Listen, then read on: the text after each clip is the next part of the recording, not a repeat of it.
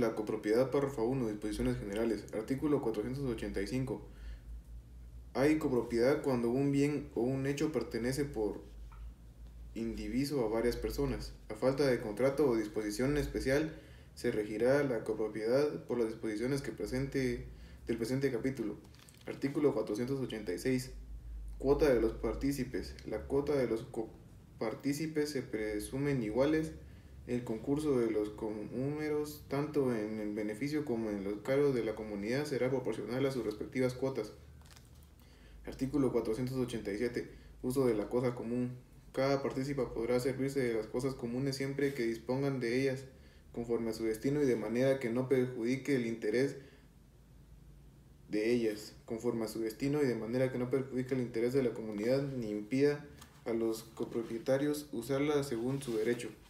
Artículo 488. Cada partícipe deberá contribuir a los gastos necesarios para la conservación de la cosa común, salvo la facultad de liberarse de esta obligación con la renuncia de la parte que le corresponde en el dominio. Artículo 489. Innovaciones. Ninguno de los codueños podrá, sin el consentimiento de los demás, hacer alteraciones que modifiquen la cosa común, aunque de ellas pudieran resultar ventajas para todos o no ser que fueran aprobadas por la mayoría de los propietarios que represente. Artículo 490.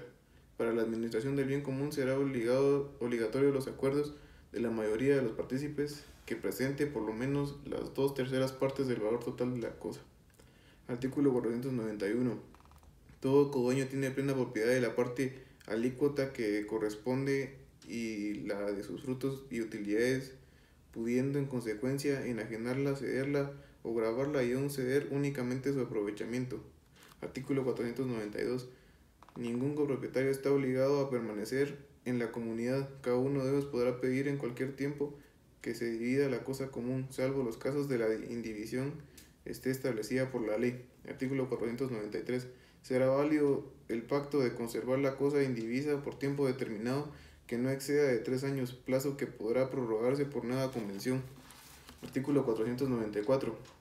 Los copropietarios no podrán exigir la división de la cosa común cuando de hacerla resulte inservible para el uso a que se destina. Artículo 495.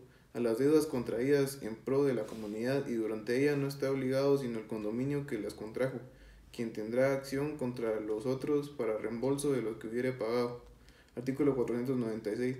Cada uno de los comuneros en una tierra podrá pedir que se acote una parte proporcional a su cuota para explotarla con labores agrícolas. Si los demás comuneros se negaren a concedérsela, podrá acudir al juez local para que resuelva. Artículo 497.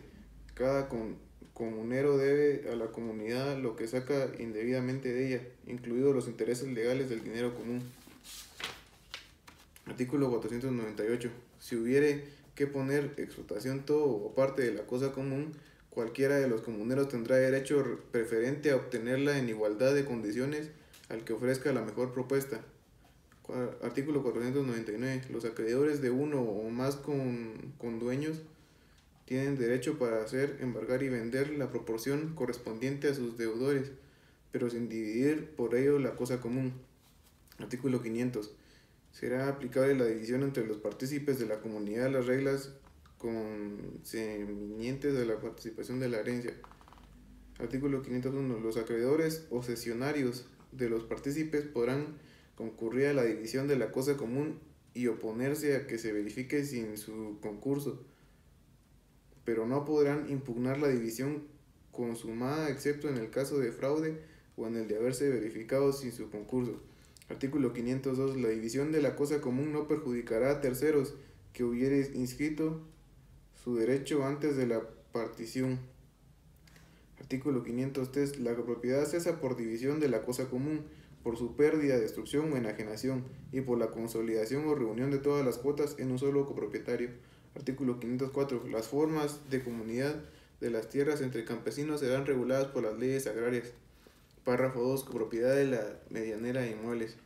Artículo 505. Hay copropiedad en una pared, falso o cerca que sirve de límite y separación a dos propiedades contiguas, y mientras no haya prueba o signo exterior que demuestre lo contrario, se presume que en las paredes divisorias de los edificios contiguos hasta el punto común de elevación 2. En las paredes divisorias en los jardines, corrales situados en poblados o en el campo. Y 3. En las cercas, vallados y setos vivos. Artículo 506. Hay signo contrario a la medianera cuando hay ventanas o huecos abiertos en las paredes divisorias. 2. Cuando conocidamente toda la pared, vallado o seto están construidos sobre el terreno de una de las fincas y no por la mitad entre uno y otro. 3. Cuando la pared soporta las cargas de carreras y armaduras de una de las posiciones y no de la contigua. 4. Cuando la pared divisoria entre patios, jardines y otras heredades están construidas en modo de que la arbadilla cae hacia una sola de las propiedades. 5. Cuando la pared fuera divisoria entre un edificio, de lo cual forma parte un jardín, campo, corral o sitio sin edificio. 7. Cuando una heredad se halle cerrada o defendida por vallado, cerca o setos vivos. 8. Cuando la cerca que cierra completamente una heredad es distinta a una especie de la que tiene la vecina a sus lados. 9. Cuando en las cercas de alambre, en cualquier clase de alambre, esté clavado en los postes o setos vivos que lo sostienen, solamente del lado de una heredad y no del lado de la heredad contigua. Artículo 507. Presunción en contra de la medianera. En general se presume que en los casos señalados en el artículo anterior la propiedad de las paredes, cercas, vallados o setos pertenecen exclusivamente al dueño de la finca o heredad que tiene a su favor aquellos signos exteriores. Artículo 508. Los árboles que crecen en el seto medianero se reputan comunes y cada uno de los propietarios tiene derecho a pedir que sean cortados, probando que de algún modo se dañan, pero sirven de lindero o forman parte de una cerca. Artículo 509. Las zanjas o acequias abiertas entre heredades se presumen también medianeras, si no hay título o signo que demuestre lo contrario. Artículo 510.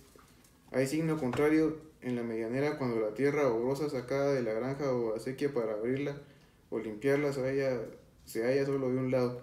Artículo 511.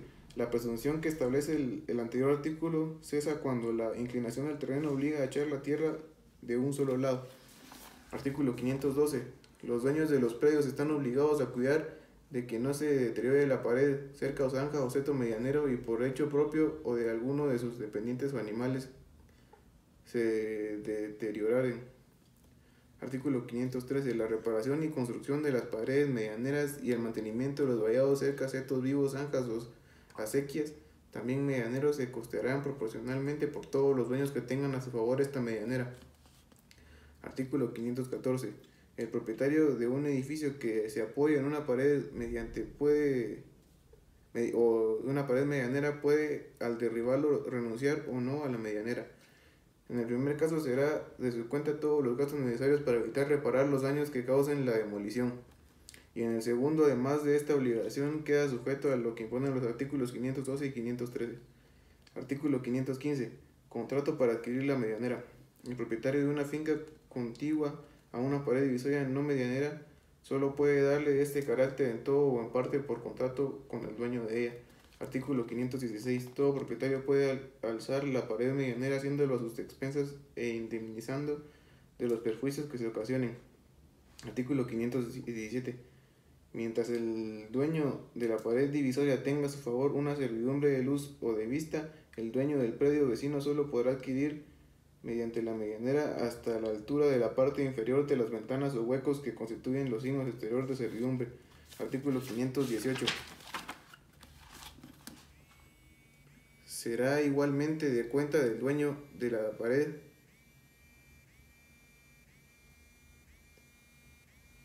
toda obra de conservación en la parte de este haya aumentado la altura o el espesor de la parte medianera sea necesaria siempre que el deterioro provenga de la mayor altura o espesor que haya dado la pared. Artículo 519. Si la pared medianera no puede resistir la mayor elevación, el propietario que quiera levantar tendrá la obligación de construirla a su costo y si fuera necesario darle mayor espesor, deberá darlo de su suelo. Artículo 520. Medianera hasta la altura común.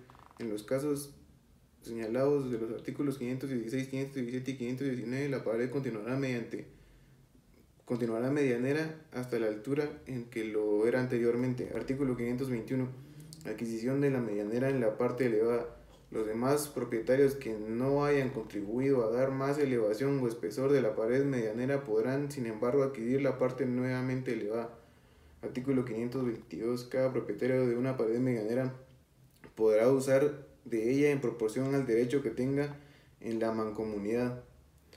Artículo 523. Ningún propietario puede, sin consentimiento del otro, abrir ventanas ni hueco alguno en pared medianera. Artículo 524. El dueño de una pared no medianera contigua a finca ajena puede abrir de ella ventanas o huecos para recibir las luces a una altura tal que la parte inferior de la ventana diste al suelo de la vivienda que da luz, 3 metros a lo menos. 525. Sin embargo, de lo dispuesto en el artículo anterior, el dueño de la finca o propiedad contigua a la pared en que estuvieran abiertas ventanas o huecos podrán construir pared contigua a ella. Artículo 526. No se puede tener ventanas para asomarse a balcones ni a otros semejantes voladizos sobre la propiedad del vecino, prolongándolos más allá del límite que separa las heredades. Artículo 527. No pueden abrirse ventanas o balcones que den vista a las habitaciones, patios o corrales del predio vecino, a menos de que medie una distancia de 3 metros.